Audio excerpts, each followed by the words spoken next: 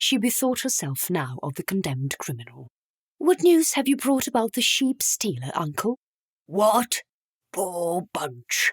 Well, it seems we can't get him off. He's to be hanged." Dorothea's brow took an expression of reprobation and pity. "Hanged, you know," said Mr. Brooke with a quiet nod. "Poor Rummelly. He would have helped us. I knew Rummelly. Casaubon didn't know Rummelly. He's a little buried in books, you know, Casaubon is." "When a man has great studies and is writing a great work, he must of course give up seeing much of the world.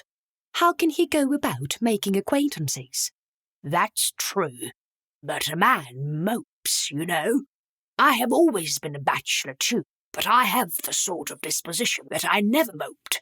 It was my way to go about everywhere and take in everything.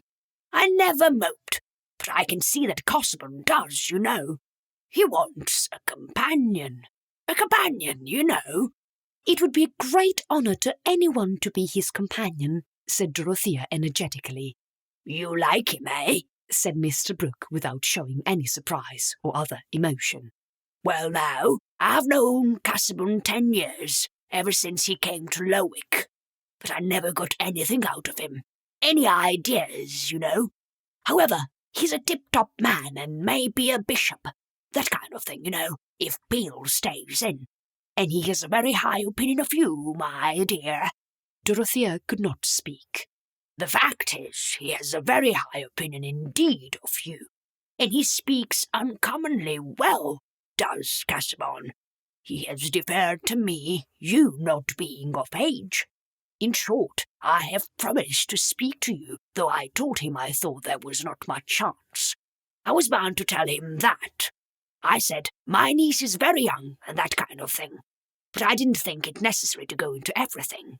However, the long and the short of it is that he has asked my permission to make you an offer to marriage. Of marriage, you know," said Mr. Brooke with his explanatory nod. "I thought it better to tell you, my dear." No one could have detected any anxiety in Mr. Brooke's manner, but he did really wish to know something of his niece's mind, that if there were any need for advice, he might give it in time. What feeling he, as a magistrate who had taken in so many ideas, could make room for was unmixedly kind. Since Dorothea did not speak immediately, he repeated, "I thought it better to tell you, my dear." "Thank you, uncle," said Dorothea in a clear, unwavering tone. "I am very grateful to Mr. Casaubon. If he makes me an offer, I shall accept him. I admire and honour him more than any man I ever saw." Mr. Brooke paused a little, and then said in a lingering low tone, "Ah, well, he is a good match in some respects. But now Chatham is a good match, and our land lies together.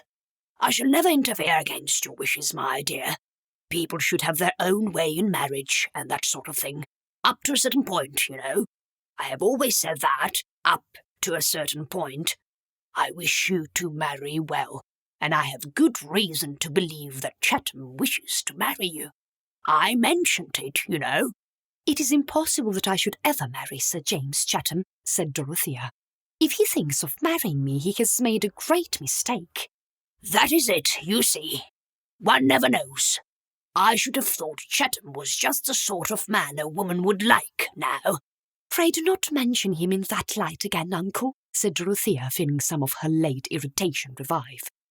Mr. Brooke wondered, and felt that women were an inexhaustible subject of study, since even he at his age was not in a perfect state of scientific prediction about them. Here was a fellow like Chatham with no chance at all. "Well, but Casaubon now. There is no hurry. I mean, for you. It's true, every year will tell upon him. He's over 45, you know. I should say a good 27 years older than you. To be sure, if you like learning and standing and that sort of thing, we can't have everything. And his income is good. He has a handsome property independent of the church. His income is good. Still, he's not young, and I must not conceal from you, my dear, that I think his health is not over strong."